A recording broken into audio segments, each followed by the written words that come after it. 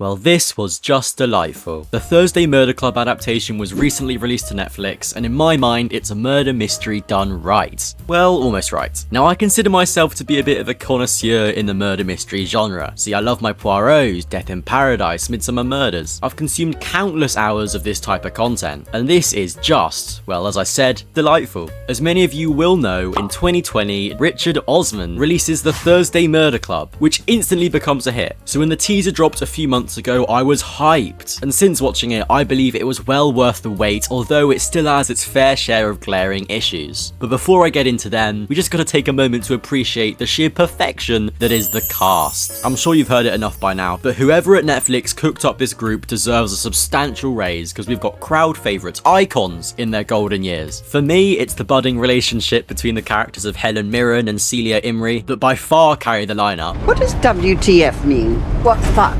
Sorry?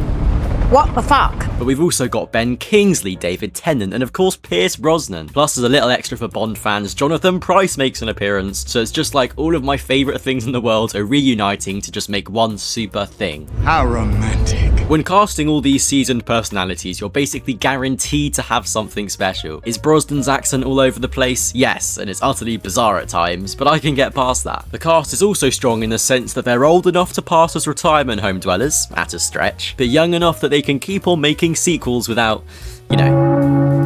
And I truly hope they do keep making sequels. It's just a really warm group of people with great chemistry, and it's just like watching an old group of friends getting up to some uncharacteristic antics in their older years. And that, paired with the frankly amazing set design, just makes this such a comfortable watch. You know, it's the sort of thing you just want to curl up on a rainy Sunday afternoon with and just watch. I mean, can we just appreciate how aesthetically pleasing these interiors are? The cinematography is just ridiculously nice for a Netflix movie. It's colourful, it's vibrant, it's detailed. It's the complete opposite to the usual Netflix vibe that people are used to, that vibe being boring looking tat. Granted, as retirement homes go, I'm not sure how easy one like this would be to find in real life, but at the end of the day, it's just incredibly well done. People will watch this and they'll want to become older, they'll want to live in this sort of community, and that's just nice to think about. But with all the positives, there have to be negatives, and with this, there is just one glaring issue. But before I get into that, remember to subscribe to the channel. I'm aiming to hit 100 subscribers by the end of the year, so if you enjoy me and you enjoy the content, then please click that button.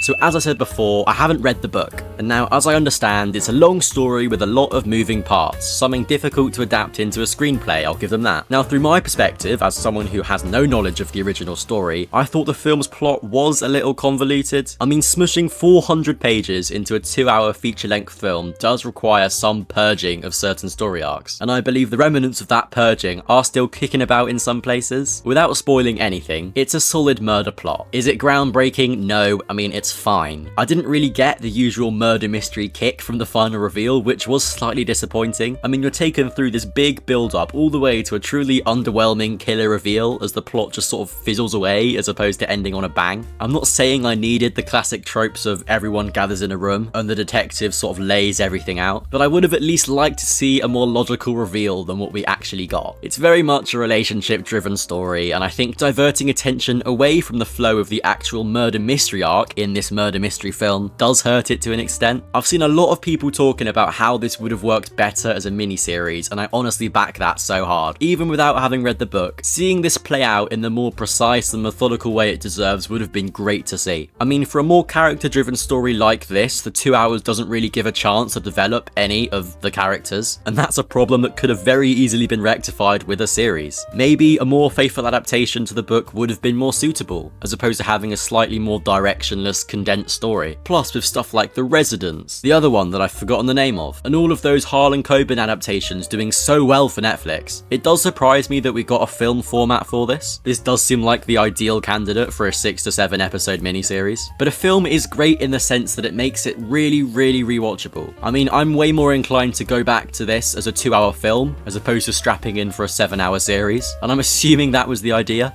Since watching it and checking in on the reviews, I think it is all a bit harsh. I mean, is it Knives Out? No, obviously not. But I think a lot of people out there wanted it to be. As the genre goes, the more traditional murder mystery film is becoming a much rarer release. So when one does inevitably drop, it's hard to not try and draw comparisons. At the end of the day, it's a warm comfort watch, challenging the stereotypes generally placed on the older generation with a baller cast and a fun plot. I mean, since it is directly adapting a pre-existing story, I can't really say too much on the quality of the actual mystery. It's not something you can really piece together independently in my opinion, and I did find it to become slightly more far-fetched and cold by the end. If you've seen the film, you'll know exactly what I mean. Without spoiling anything, I'll just say I think sometimes the pursuit of justice can be forfeited for the greater good of the community. As for the more comedic elements, they mostly hit. Yes, of course, and I'm very sorry about Tony. Obviously, R.I.P. and all that. Its goal clearly isn't to be taken too serious, but to instead be a light-hearted romp through the English countryside. And similar to the book series, the film's plot is baked in British culture. I mean, we've got arcs like washed-up celebrities doing the mandatory appearance on Dancing on Ice. We've got the cake, the cars, everything. I dare say this film will do well on UK Netflix, but I sincerely hope it does well internationally as well, because I want to see a sequel. Thanks so much for watching the video, and I'll see you in the next one.